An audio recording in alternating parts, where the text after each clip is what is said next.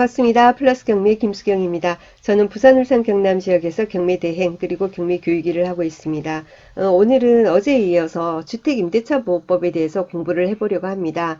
이거는 근데 주택임대차보호법은 꼭 경매만이 아니라 여러분들 누구나 닥칠 수 있는 상황이라서 꼭 알아둬야 할 필수 상식입니다. 그래서 꼭 보셨으면 좋겠어요. 제가 보고 있는 사이트는 대법원 경매정보 사이트입니다. 여러분 대법원 경매정보 사이트 경매인들이니까 보고 계시죠? 자, 거기 들어오셔서 위에 경매 지식을 클릭을 하면은 좌측에 있는 이런 내용들이 뜹니다. 경매 용어, 서식, 입찰 안내 쭉 내려가서 밑에 보면은 관련 법규라고 해서요. 주택임대차, 상가임대차, 그리고 종합법률정보 이렇게 나와 있습니다. 종합법률정보를 클릭을 하면은 그렇게 해서 연계된 쪽으로 이제 사이트 들어가게 되면은 여러분 많이 저기 궁금해 하시는 판례 같은 게 막 나와 있어요. 그래서 공부에 많은 도움이 되실 거라고 봅니다. 몰랐던 분들 잘 활용하시기 바랍니다. 대법원 경매정보 사이트 유용한 정보가 상당히 많이 있습니다. 자, 그러면은 주택임대차보호법 어제에 이어서 한번 해보도록 하겠습니다. 질문이 막 들어오더라고요. 어제 상가임대차보호법 상임법에 대해서 이제 그저께 올렸더니 막 윤미님, 박윤미님 이런 경우 어떻게 돼요? 이런 경우 어떻게 돼요? 근데 그걸 댓글로 하기가 뭐해서 근데 곰곰이 생각하니까 다 알아야 되는 내용 아닌가 해서 이걸 시리즈로 한 며칠 동안 해볼까 하는 생각이 들어서 지금 녹화를 하고 있습니다. 자, 어디부터 이제 가냐면은요, 이 내용이 굉장히 중요해요. 일일이 제가 다 할 수는 없지만 주요 포인트만 좀 잡아서 해보도록 하겠습니다.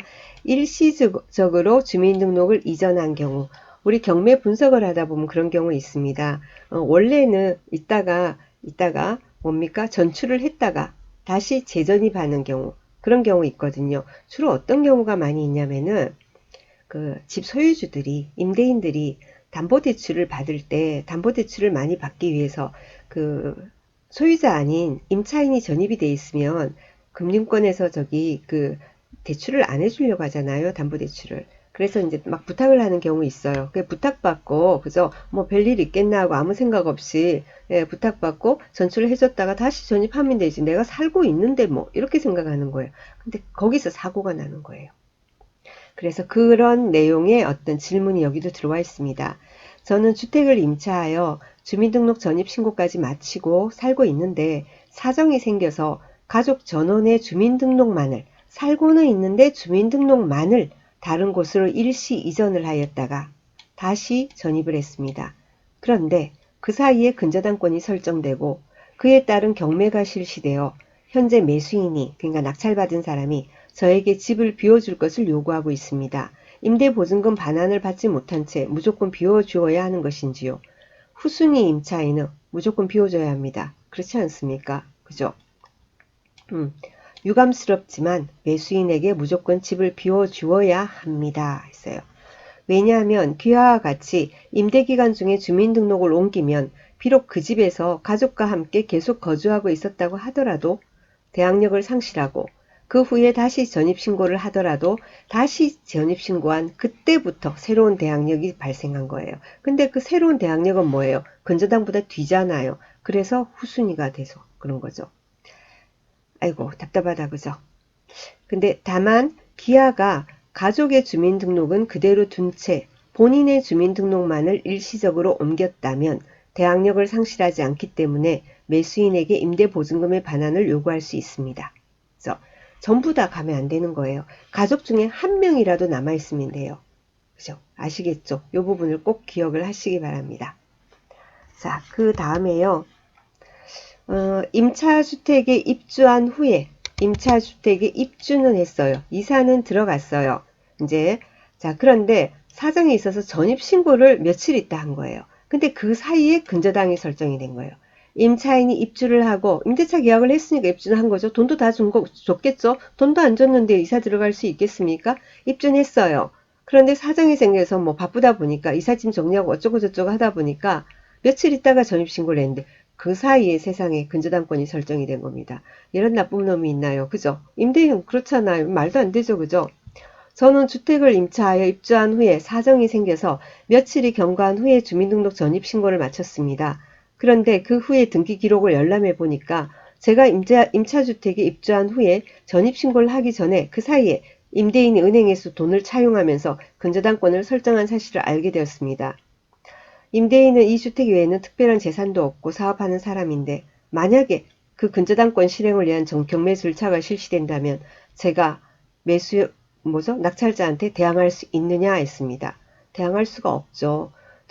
이사만 들어가면 뭐예요? 전입을 해야죠. 전입은 근저당보다 늦었잖아요. 후순위 임차인 아닙니까? 그래서 이런 경우에는 대항할 수 없습니다. 라는 내용이 나옵니다. 자, 그 다음에요. 이번에는 근저당권은 아니고요. 가압류 등기가 있는 주택을 임차를 했습니다. 가압류 등기된 집을 임차해서 입주한 후에 주민등록을 마쳤습니다. 근데 나중에 그 가압류 채권자가 뭡니까? 강제경매를 신청했어요. 제가 그 강제경매 절차에서 임차주택을 매수한 사람, 낙찰한 사람에게 대항할 수 있습니까? 대항할 수 없습니다. 왜냐하면 가압류보다 본인이 늦잖아요. 가압류가 있는 상태에서 들어갔잖아요. 가압류가 말소기준 등기가 되죠. 그죠? 그러니까 대항할 수 없다. 이렇게 했어요.